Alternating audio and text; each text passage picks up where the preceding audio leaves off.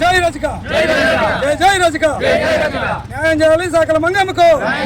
సాకల మంగమ్మ మీద పెట్టిన అక్రమ కేసులు ఎత్తేయాలి. సాకల మంగమ్మపై పెట్టిన అక్రమ కేసులు ఎత్తేయాలి. నా పేరు ముదిగొండ రాంబాబు, రజక వృద్ధాల సంఘం జిల్లా అధ్యక్షుడిని. మా జిల్లా ప్రధాన కార్యదర్శి చిట్టికన ముసలయ్య గారు ఈరోజు ఈ అశ్వాపురం పోలీస్ స్టేషన్ ముందు ఈ విషయం చెప్పడానికి మేము వచ్చాం.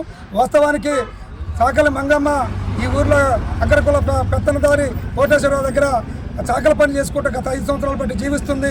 ఇటీవల కాలంలో పోయిన నెల జనవరి 28వ తారీఖున బంగారం 16 తులాలు పోయిందని చెప్పేసి స్థానిక పోలీస్ స్టేషన్లో కేసు ఇవ్వడం జరిగింది. దాన్ని పరిగణన తీసుకున్న పోలీసు అధికారులు ఆ రోజు నుంచి ఈ రోజు వరకు నెల రోజులు ఏమని పోలీస్ స్టేషన్ చుట్టూ తిప్పుతూ వేధిస్తున్నారు. వాళ్ళకు కొడుకుని, బిడ్డని, అల్లుడిని అందరినీ ఈ పోలీస్ స్టేషన్ చుట్టూ తిప్పుతున్నారు. వాస్తవానికి నిరుపేద రజకులు, రాష్ట్ర వ్యాప్తంగా రజకులు పనిచేసేది, అందరూ ఇళ్లలో పనిచేస్తారు. ఇవాళ ఇటువంటి మచ్చ వేయటం వల్ల వారి కుటుంబం ఏం చేసి బ్రతకాలన్నది ఆలోచన ఉంది. రజకులకే ఇది మాయన మచ్చలాగుంది. ఈ విషయాన్ని ఎట్టైనా ఖండించాలా. స్థానిక ఎస్ఐ గారికి వీళ్ళు నిరుపేదలు, వీళ్ళ దగ్గర నిజంగా దొంగతనం చేసే ఆలోచన లేదని చెప్పి ఎస్ఐ గారికి చెప్పాలనుకోవడం కోసం మేము ఇవాళ ఇక్కడికి రావడం జరిగింది. ఎస్ఐ గారికి, సిఐ గారికి విన్నవించడం జరిగింది. అయ్యా, మా రజకులు ఇట్లాంటి కార్యక్రమం చేసే దాంట్లో వెనకాడతారు, మరి మీరు కన్సల్ట్ చేయాలి, వీరి మీద కేసును విత్డ్రా చేసుకోవాలని చెప్పేసి అడగడం జరిగింది. అయినా వారు చెప్పారు, ఈ రోజు నుంచి నేను మీ వకాలత రాయించుకొని వారి డ్యూటీలు వాళ్ళు చేసుకోవచ్చు, మీరు మాకు సహకరించాలని చెప్పేసి మాట్లాడడం జరిగింది. దానికి కూడా మేము సహకరించాం. ఈ రోజు నుంచి స్టేషన్కి వాళ్ళు తిప్పరని చెప్పేసి ఒప్పుకోవడం జరిగింది. రానున్న కాలంలో వీళ్ళు ఎటువంటి నేరాలు ఏదైనా రుజువు అయితే మీరు దానికి బాధ్యతగా మేము చట్టంగా వ్యవహరిస్తామని చెప్పేసి అన్నారు. దానికి కూడా మేము ఓకే అన్నాము. కానీ వాస్తవానికి మాతో పాటు మా రజక కులకు సంబంధించిన మంగని హింస పెట్టిన దానికి అవతల పక్క కూడా ఇట్లాంటి నార్కో టెస్టులు కూడా చేయించి వారికి కూడా న్యాయం చేయాలని చెప్పేసి మేము అనుకుంటున్నాం. వాస్తవానికి ఒక్క ఆమెనే ఇబ్బంది పెట్టద్దు. వన్ సైడే చేస్తే సామాజికంగా మా భద్రత మాకు నష్టం అనేది పరిస్థితి ఉంది. కాబట్టి మేము ఈ కోణంలో సార్తో మాట్లాడటం జరిగింది. అందరి కోణంలో దీన్ని ఆలోచించి పనిచేస్తామన్నారు.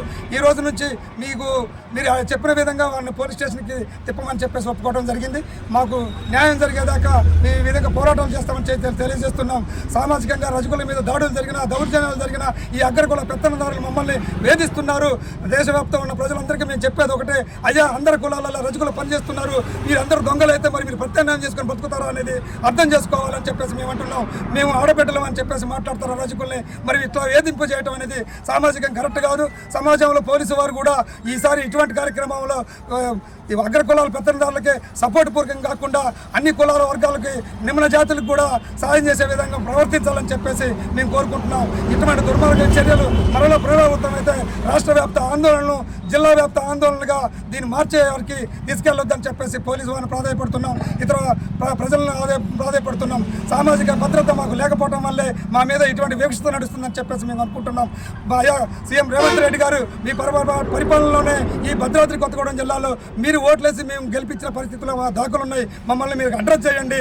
మా సామాజిక భద్రత మాకు కరువైంది, మాకు ఒక రక్షణ చట్టం ఏర్పడి అని చెప్పేసి వేదికగా తమని కోరుకుంటున్నాం. జై రజక, జై రజక.